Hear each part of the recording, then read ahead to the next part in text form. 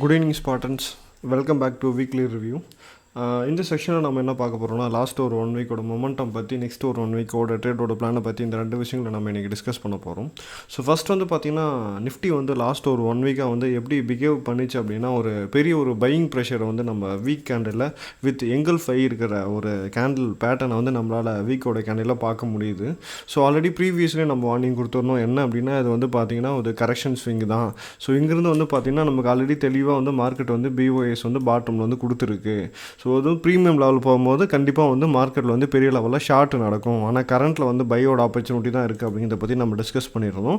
So 16,500லேருந்து 16,800 இந்த ஜோனுக்குள்ள again market breach ஆகும்போது ஒரு செல்லோட நல்ல ஒரு செல்லோட செட்டப் வந்து இந்த ஏரியாவில் நம்ம வந்து எடுக்க முடியும். ஸோ அதுவரை யாரும் வந்து செல்லிங் அப்படிங்கிறத ட்ரை பண்ணாதீங்க. ஸோ 16,200 கரண்ட்டில் மார்க்கெட் இருக்குது. 500லேருந்து 800 வரை போகும்போது நம்ம வந்து ரிவர்சல் செல்னு ட்ரை பண்ணலாம். ஸோ அதுவரை யாரும் ட்ரை பண்ணுவோன்னா அது வரையும் தாராளமாக வந்து மார்க்கெட் வந்து புஷ்பேக் வந்து பை சைடில் தான் கொடுக்கறதுக்கான ப்ராபபிலிட்டி ரொம்ப அதிகமாக இருக்குது.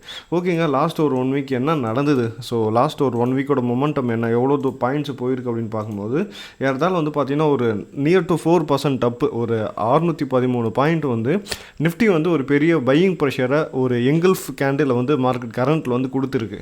அகெயின் வந்து பார்த்திங்கன்னா கரண்ட்டில் வந்து சென்டிமெண்டல் க்ளோஸ்ன்னு பார்க்கும்போது 16,000 தான். அகெயின் மார்க்கெட்டு 16,000 வந்தாலும் அகெயின் வந்து ஒரு பையோட ஆப்பர்ச்சுனிட்டியை நம்ம எதிர்பார்க்க முடியும். இதில் நம்ம நோட் பண்ண வேண்டிய விஷயம் என்ன அப்படின்னு கேட்டிங்கன்னா, 15,500 மார்க்கெட்டால் வந்து அதுக்கு கீழே வந்து போக முடியல. ஸோ 15,500 அப்படிங்கிறது ஒரு மிகப்பெரிய சப்போர்ட்டாக கரண்ட் மார்க்கெட்டில் நம்மளால் வந்து பார்க்க முடியுதுங்க. ஸோ அதுதான் வந்து பார்த்திங்கன்னா ஒரு 3 வாரமாக நடந்து இந்த 4வது வாரம் 16,000 தாண்டி வந்து மார்க்கெட் வந்து க்ளோஸ் வச்சிருக்கு. அப்போ பெரிய லெவல் சப்போர்ட் எங்கே இருக்குது கரண்ட்டில் அப்படின்னு கேட்டிங்கன்னா, நம்ம வந்து பார்த்திங்கன்னா ஓப்பன் இன்ட்ரெஸ்ட்டை செக் பண்ணணும். அப்போ ஓப்பன் இன்ட்ரெஸ்ட் செக் பண்ணணும். கரண்ட் வீக்குக்கு எங்கே அதிகமாக இருக்குது ஓப்பன் இன்ட்ரெஸ்ட்னா 16,000 ஒரு மிகப்பெரிய ஓப்பன் இன்ட்ரெஸ்ட் வந்து கிரியேட் ஆகிருக்கு. அடுத்து கரண்ட் அட் த மணியோட ஸ்டார்டில் வந்து கிரியேட் பண்ணியிருக்காங்க. ஓகே, நம்ம அட் த மணியை பெரிய லெவலில் கன்சிடர் பண்ண வேணாம். அவுட் ஆஃப் த மணியை பார்க்கும்போது வந்து பார்த்திங்கன்னா 16,000 அப்படிங்கிற புட்டை வந்து பெரிய லெவலில் ஷார்ட் பண்ணியிருக்காங்க. அப்போ பாட்டம் வந்து பார்த்தீங்கன்னா இம்மிடியேட்டாக வந்து பார்த்திங்கன்னா நமக்கு சப்போர்ட் எதுங்க அப்படின்னு கேட்டிங்கன்னா 16,000 தான். அதுக்கடுத்து 15,500 தான். இதை தாண்டி மார்க்கெட்டில் நமக்கு பெரிய லெவல் சப்போர்ட்டெல்லாம் எதுவுமே கிடையாது. ஓகேங்களா, இதுக்கு முன்னாடி நம்ம பார்த்துருந்தது 15,500 கீழே ஹெவியாக வந்து க்ளோஸ் வைக்கிது, மார்க்கெட் வந்து ரீச் ஆகுதுன்னா அடுத்த பையை 14,700 தான் ட்ரை பண்ணோம். சென்ட்ரல் எங்கேயுமே ட்ரை பண்ணக்கூடாது அப்படிங்கிறத கிளியராக ஆல்ரெடி நம்ம டிஸ்கஸ் பண்ணிட்டோம். இப்போ கரண்ட்டில் நம்மளோட பிளான் என்ன, 16,500 16,800 மார்க்கெட் ரீச் ஆச்சுன்னா அங்கே வந்து நம்ம செல்லிங் வந்து ட்ரை பண்ணுவோம். அது வரையும் பையிங் சைடில் இருக்கிறது சைடு. ஓகேங்களா, ஸோ ஓப்பன் இன்ட்ரெஸ்ட் படி நமக்கு எங்கே இருக்குது 16,000 ஒரு பெரிய லெவலில் வந்து சப்போர்ட் வந்து மார்க்கெட்டில் வந்து இருக்குது. ஓகேங்களா, ரைட்டுங்க. அதுக்கடுத்து வந்து பார்த்திங்கன்னா நம்ம 1 வீக்கோட ஸ்டாக்கோட மொமெண்டம் பார்த்துருவோம். ஸோ 1 வீக்கில் வந்து பெருசாக சொல்லிக்கிறதுக்கு ஒரு 3% நம்ம எடுத்து பார்த்தோம் அப்படின்னா, ஓகேங்களா, ஸோ 1 வீக்கோட செக்ஷன் பார்த்துருவோம். ஸோ அது லாஸ்ட் டே வருது. ஸோ 1 வீக்கோட பர்ஃபார்மன்ஸ் நம்ம எடுத்து பார்க்கும்போது ஸோ டைட்டன் வந்து பார்த்திங்கன்னா ஒரு ஆல்மோஸ்ட் ஒரு 10% இது வந்து பார்த்திங்கன்னா ஒரு பெரிய மூவ் அப்படின்னு தான் நம்ம சொல்ல முடியும். ஒரு 10% வந்து சாதாரண மூவ்மெண்ட் எல்லாம் கிடையாதுங்க. ஸோ ஒரு 1 வீக்கில் வந்து ஒரு 10% ஒரு ஸ்டாக் மூவ் இருக்குன்னா ஒரு பெரிய ஃபியூ வீக்ஸ் பிஃபோர் வந்து பார்த்தீங்கன்னா நான் வந்து அப்டேட் பண்ணியிருந்தேன். டைட்டன் வந்து இப்போ ரொம்ப பெருசாக வந்து பேரிஷில் இருக்குது. ஸோ இதை வாட்ச் பண்ணுங்கள், நல்ல ஜோனில் மார்க்கெட் ஆன் ஆகணும், அதுதான் எதிர்பார்க்க முடிஞ்சுது.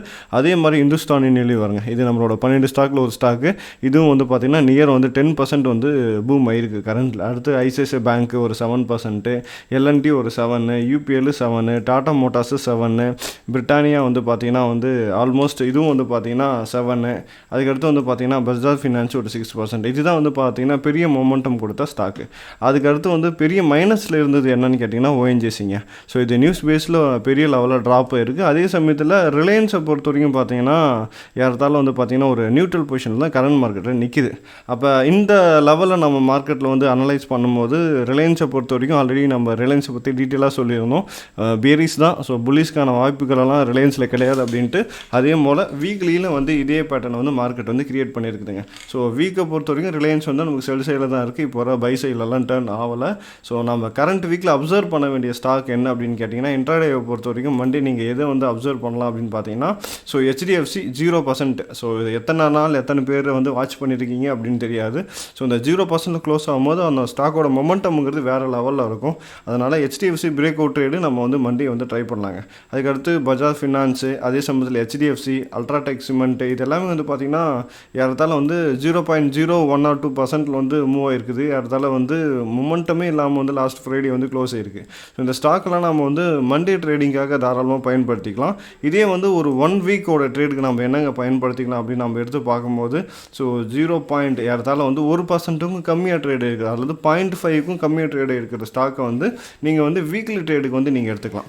அப்படி நம்ம எடுத்து பார்க்கும்போது எந்த ஸ்டாக் அப்படின்னா டாக்டர் ரெட்டி. ஓகேங்களா, ஸோ இது 4000 இருக்குது. அது தாண்டி வந்து பார்த்திங்கன்னா வேறு எதுலேயும் வந்து வீக்கோட ட்ரேடுக்கு வந்து நம்ம எடுக்க முடியாது, ஏன்னா டே பை டே வந்து இது அப்டேட்டே இருக்கும். ஸோ நெக்ஸ்ட் வீக்குக்கு நீங்கள் டாக்டர் ரெட்டி இன்ட்ராடேக்கு வந்து டெய்லி அப்சர்வேஷனுக்கு அல்லது ஸ்விங் ட்ரேடிங்க்கு இன்ட்ராடே அல்லது ஸ்விங் ரெண்டுத்தையுமே வந்து நீங்கள் டாக்டர் ரெட்டியை பயன்படுத்திக்கலாம். வேறு எதுவும் பெரிய லெவல்லலாம் வந்து நியூட்ரலெலாம் முடியல. ஓகேங்களா, அதுக்கடுத்துங்க ஸோ ரிலையன்ஸை பற்றி பார்த்துருவோம். கடைசியாக வந்து பேங்க் நிஃப்டி அண்ட் நிஃப்டியை 1 செகண்ட் பார்த்துருவோம். ஓகேங்களா, இதில் ரிலையன்ஸை பொறுத்த வரைக்கும் நம்ம கரண்டில் வந்து இதோட நிலைமை என்ன வீக்கோட சார்ட் எடுத்து பார்க்கும்போதுனா இட்ஸ் பியூர்லி செல்லோட பேட்டர்ன். ஓகேங்களா, ஸோ கரண்ட்டில் ஸோ பியூராக செல் சைடு தான் இருக்குது. நம்மளோட பை நெக்ஸ்ட்டு நம்ம எங்கே ட்ரை பண்ணணும்னு கேட்டிங்கன்னா 2250 தான். அது வரை ட்ரை பண்ணாமல் இருக்கிறது ரொம்பவே ரிலையன்ஸை பொறுத்த வரைக்கும் 2250 வரையும் நீங்கள் பை ட்ரை பண்ணாமல் இருக்கிறது ரொம்பவே சேஃபர் சைடு. ஸோ யாரும் தயவு செஞ்சு கரண்ட் மார்க்கெட்டில் ட்ரை பண்ணாதீங்க, வேஸ்ட்.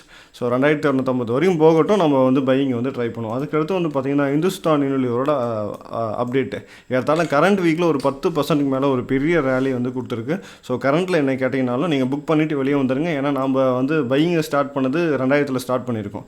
ஏற்றாலும் 2200 ஒரு அலர்ட் கொடுத்தேன், 2400 ஒரு அலர்ட் கொடுத்தேன் எக்ஸிட் பண்ண சொல்லி.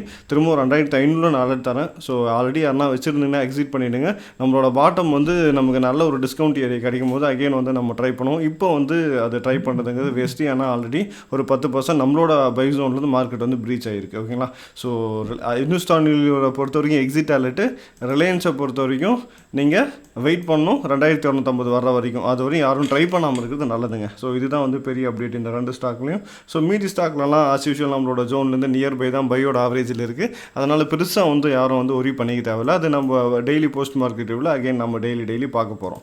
ஸோ நிஃப்டி அண்ட் பேங்க் நிஃப்டியோட கரண்ட் சிச்சுவேஷன் ஆல்ரெடி நம்ம சொல்லிட்டோம். ஸோ கரண்ட்டில் வந்து பையிங் ஆப்பர்ச்சுனிட்டி பார்க்குறது நல்லது.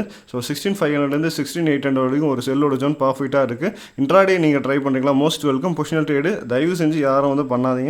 மார்க்கெட்டோட கரண்ட் சினாரியோ வந்து ஹைலி வாலடைலாக இருக்குது. நான் சொல்கிறது வந்து பார்த்தீங்கன்னா நேக்கட்டாக எடுத்து வைக்கிறவங்களுக்கு நீங்கள் எட்ஜிங் பண்ணி பண்ணுறீங்களா, மோஸ்ட் வெல்கம். நீங்கள் தான் வந்து பர்ஃபெக்டான ட்ரேடர். ஸோ எட்ஜிங் பண்ணி பண்ணுறவங்க தாராளமாக நம்மளோட ஆப்ஷனோட சீரிஸ் போட்டிருங்க. அது ஒரு முறை பார்த்துட்டு எட்ஜிங் பண்ணி ரிஸ்க்கை வந்து மினிமைஸ் பண்ணிவிட்டு நீங்கள் ட்ரேட் எடுங்க.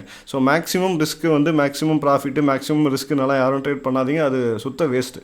ஸோ அந்த மாதிரி ட்ரை பண்ணாமல் லிமிடெட் ரிஸ்க்கு லிமிடெட் ப்ராஃபிட்னு ட்ரேட் பண்ணாலும் பரவாயில்ல, ஏன்னா உங்களோட ப்ராஃபிட் அண்ட் லாஸ் உங்களுக்கு தெரியும். அப்படி இருக்கும்போது அது ப்ராப்ளம் கிடையாது. ஆனால் அன்லிமிட்டட் அப்படின்ற ஸ்ட்ராட்டஜி யாரும் பயன்படுத்த வேண்டாம். ஓகே, கரண்ட் பிளான் என்ன? ஸோ கரண்ட்டில் இன்ட்ராடேயோட ஆப்பர்ச்சுனிட்டி கிடைச்சா பண்ணுவோம். பொசிஷனோட ஆப்பர்ச்சுனிட்டி 16500 16800 வரைக்கும் கிடைச்சா பண்ணலாம். ஓகேங்களா, இதுதான் வந்து பார்த்தீங்கன்னா நிஃப்டி. இதுவே வந்து நம்ம பேங்க் நிஃப்டி பார்த்துருவோம். ஸோ பேங்க் நிஃப்டியை பொறுத்த வரைக்கும் ஒரு லாஸ்ட் வீக் வந்து பார்த்திங்கன்னா இருந்த மொத்த ஜோனையும் ஒடிச்சிட்டு மார்க்கெட் வந்து பார்த்திங்கன்னா கிளியராக வந்து பார்த்திங்கன்னா ப்ரீவியஸாக விட்டுட்டு போன கேப் எல்லாத்தையும் ஃபில் பண்ணிவிட்டு ஒரு எங்கிள் 5 தான் கரண்ட்டில் வந்து மார்க்கெட் வந்து தெளிவாக, அதாவது ப்ரீவியஸ் கண்ட்ரில் எண்டில் பிரேக் அவுட் பண்ணி நிற்கிதுங்க. அப்படின் போது இந்த 35 தான் வந்து லாஸ்ட் வீக்கில் நான் சொல்லியிருந்தேன் 35 வந்து அதிகபட்சமாக ப்ரீச் ஆகும்ட்டு. ஸோ கரண்ட்டில் மார்க்கெட் எங்கே இருக்குதுன்னு கேட்டிங்கன்னா 35,000 தான் இருக்குது. ஸோ அடுத்த ரிவர்சல் நம்ம 36 தான் எதிர்பார்க்க முடியும். ஸோ அதை விட்டுட்டிங்க அப்படின்னா இங்கே இருக்கக்கூடிய இந்த கேண்டிலோட பேருக்கு யாராவது தெரிஞ்சதுன்னா, இந்த கேண்டலுக்குன்னு ஒரு நேம் இருக்குது. இந்த நேமை யாராவது உங்களுக்கு தெரிஞ்சிருந்தால் அதை நீங்கள் ட்ரேட் பண்ணுறவங்க இருந்தீங்கன்னா தாராளமாக நீங்கள் வந்து கமெண்ட் செக்ஷனில் தெரியப்படுத்துங்க, எல்லாரும் தெரிஞ்சுக்கிட்டோம். ஓகேங்களா, ரைட்டுங்க. ஸோ அடுத்த செல்லோட ஜோன் 2 ஜோன் ஐடென்டிஃபை பண்ணியிருக்கோம். 36 ஒன்று இருக்குது, அகைன் 38 வந்து நமக்கு ஜோன் இருக்குது. இந்த ஏரியாக்குள்ளே போனாலே நம்ம செல்லிங் வந்து ட்ரை பண்ணலாம், அதுதான் ரியாலிட்டி. ஓகேங்களா, ரைட்டுங்க. ஸோ இதுலேயும் வந்து நம்மளுக்கு செல்லோட ஆப்பர்ச்சுனிட்டி தான் இருக்குது, பையோட ஆப்பர்ச்சுனிட்டி கிடையாது. இதுவே வந்து நம்ம பையிங் ட்ரை பண்ணோம் அப்படின்னா 33,180, இது வந்து பார்த்திங்கன்னா 33,100 அல்லது 33,000 இந்த ரேஞ்சு வந்ததுன்னா நம்ம வந்து பையிங் ட்ரை பண்ணுவோம், இல்லைனா வந்து பையிங் ட்ரை பண்ண வேண்டாம். இன்ட்ராடே நீங்கள் பண்ணுறவங்க எஸ்எம்சி வச்சு தாராளமாக பண்ணுங்கள். பொசிஷனல் ட்ரேடிங் யாரும் எடுக்க வேணாம். கரண்ட் வீக்கும் மார்க்கெட் ஹைலி வாலடைல் தான் இருக்க போகுது.